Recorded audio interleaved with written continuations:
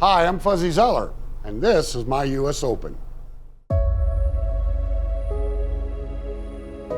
Most players will tell you, hardest tournament to win would be the U.S. Open.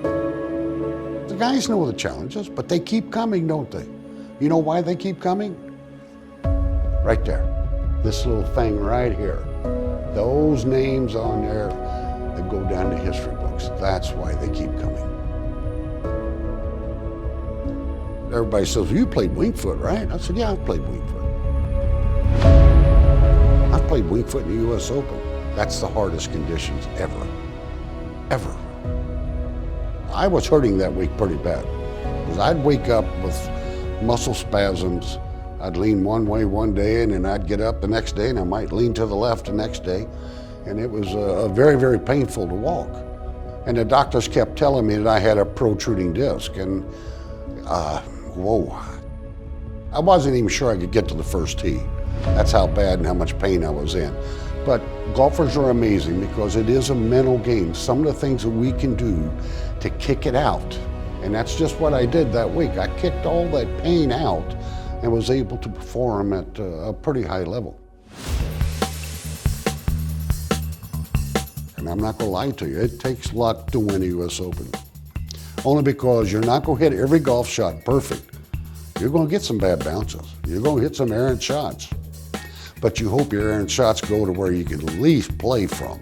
And my errant shots went to spots I could play from. And I was playing a golf course that just met my eye. I mean, from the tee to the landing area to the green.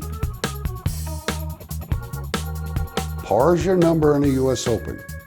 That is your prize, the par. Now, if you shoot one over, that's fine, or two over, that's fine. You're still in the game. You haven't blown yourself out of it. But I thoroughly enjoyed what I was seeing. And then I was able to hit the ball in the areas which put the advantage in my favor and not the golf course's favor. Zoeller's 66 in the second round was the lowest score ever recorded in an Open at Winged Foot.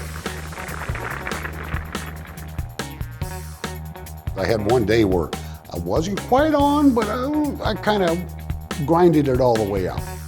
I just had the patience to wait on it. It's like the bass fisherman sitting out there not catching Bo Diddley, but he's gonna fish all day. And maybe he might catch that one. Well, I caught the one. Get in the hole. Fuzzy has the good grace to look slightly embarrassed in the rough off the tee, in the rough with his second, a birdie, and he takes the lead. That's what a golf tournament is. It's a show. It's a show to see who can bristle up and hit the shots under the heat, under the time, under the conditions, make those putts, especially the short putts, when your nerves are jumping and you can't hardly swallow and you can't say your name. Pull that putter back. As I say, sometimes that putter gets heavy, real heavy. The third round ends with the top trio standing precisely the same in relation to each other as when the day began. Irwin, one stroke ahead of Zoeller, Zoeller, one clear of Norman. The excitement for that final round was, yeah, I was ready.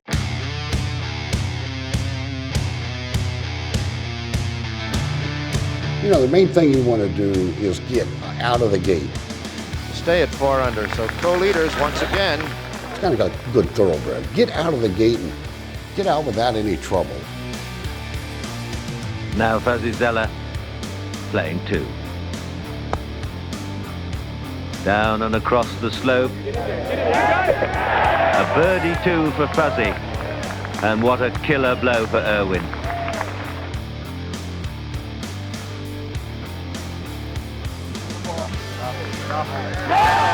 How about that? I was able to read the breaks because there is a lot of break in those greens up there, especially when they're fast like that. But you know, you get into a rhythm. Golf's a game of rhythms, and I got into a very good rhythm. 3 straight birdies. You can see the putts are going right in the middle of the hole. They're not rolling around the edges and dumping and walking in there like a guy that's had too much to drink going home at night. So obviously I was doing something right. You got to keep the pedal to the metal if you're trying to win. Once you let up off that gas pedal, it's hard to get her back down. So it was full steam ahead.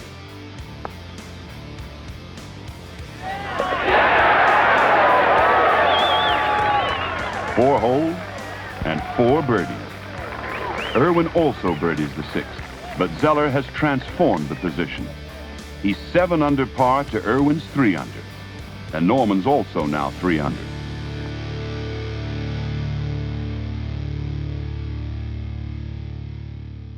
I really didn't watch scoreboard until about the 8th hole. Then you start looking at scoreboard.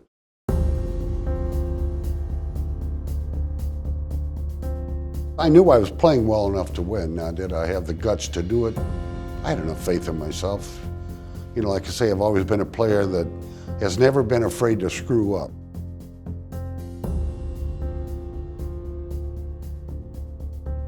This to go 4 under.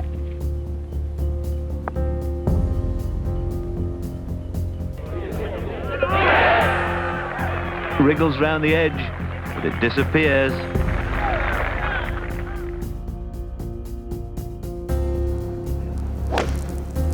Oh, and here's a real dive hook. Look out for this one. It's out of bounds over there, Rossi, isn't there? Well, he's Gets not that out of far bounds. over. It caught in the real thick grass, but it's not very good. When you get excited, you kind of overcook things. And I just overcooked her just a little bit. Zoeller in trouble. I'm looking up, I'm looking down, I'm looking sideways. That's when you look at your caddy when you have no ideas what to do. Maybe he'll come up with a good suggestion. Smashes it as hard as he can. Now, the people ask me all the time, what were you thinking? To be very, very honest with you, I moved the 4 to a 5. I said 5 was my number. You know, you can give the course back 1 shot, but you don't want to make 6. Double bogey in that scenario was not good. Suddenly, within minutes, it really has become a genuine 2-man race. Now that's all positive when you're playing a U.S. Open, knowing that you're staying away from those big numbers. The big numbers are the ones that kill you.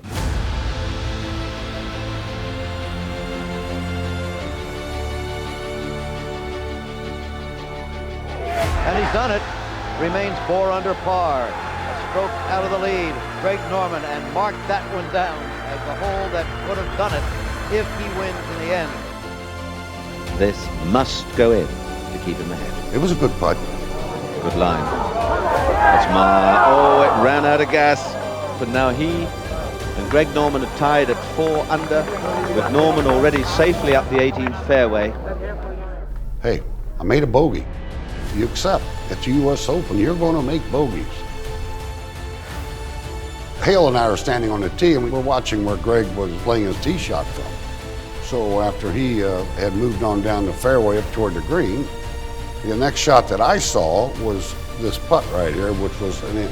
He could stand there with 1,000 golf balls, couldn't get it within 10 feet of the hole.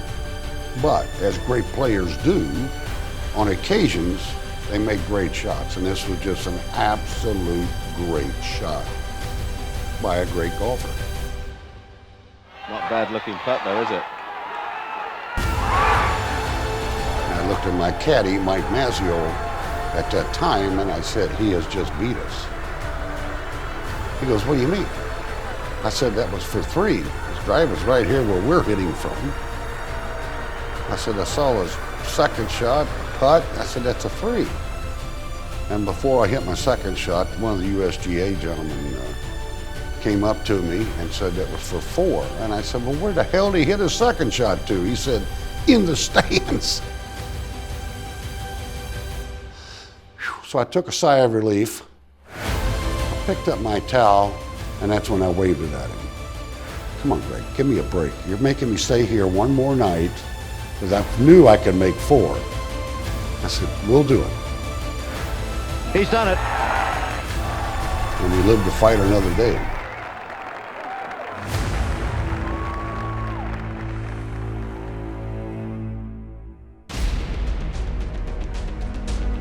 Monday, June 18 begins damp and dismal.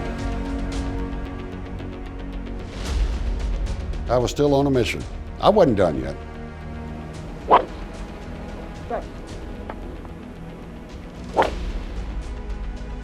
The uphill putts are a lot easier at Winged Foot instead of trying to play the defense type putting downhill, left to righters, right to lefters. Yeah, I was playing offensive golf, and I kept it under the hole, which is the place you want to be. Game on. Oh, the game was definitely on. Well, what a beginning. Zoeller 1 under, Norman 1 under. We're out there pounding each other, having a good time, enjoying the game. We enjoyed the challenges that crazy game brought. Off to the second. Now from very long range, Zoeller's third. This might be one of the longest putts I've ever made in my career. But it was a great leg putt, and that's all I was trying to do, was leg.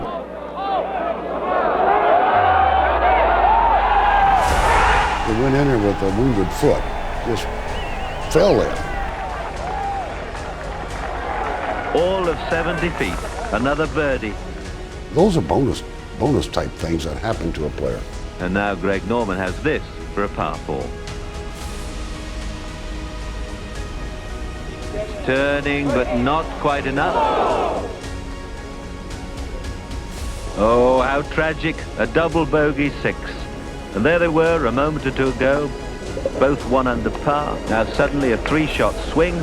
Norman 1 over, Zoeller 2 under. You got to keep the pedal down. There's no letting up. Here he is putting for another birdie. And looking very, very good. In the hole. A birdie 3 to give him at least a 6-shot lead. At least. If this were a fight, they'd stop it. I mean, this is really criminal what's happening out here now. Well, you kind of force Greg's hand because his shots have to be more precise, more accurate. Whereas I'm looking at a little bigger target, because, you know, it just broadens it out just a little bit. And I was able to hit the shots that I had to hit. I never felt safe until I holed it on the 18th hole. That's what the U.S. Open, that's the fear that puts in players.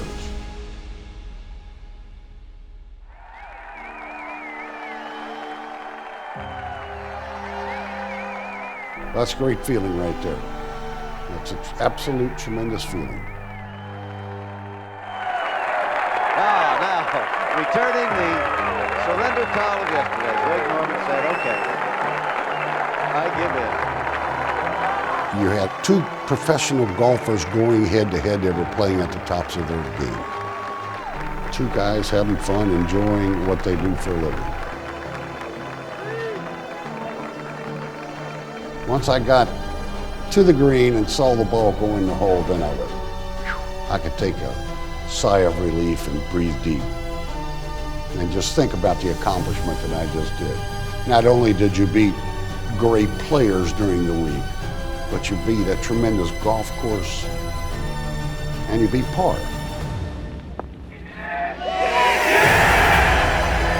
Sweet as a nut, 67, 3 under par for the playoff for Zoeller. What a performance. What a champion. It's one of the greatest thrills in the world, is knowing that you're on there with all the, I guess you would call them superstars of the game. And now I'm in that history book with them. You dream about things like that, and then all of a sudden your dream comes true. And there it is, the history book. They can't take that away from me.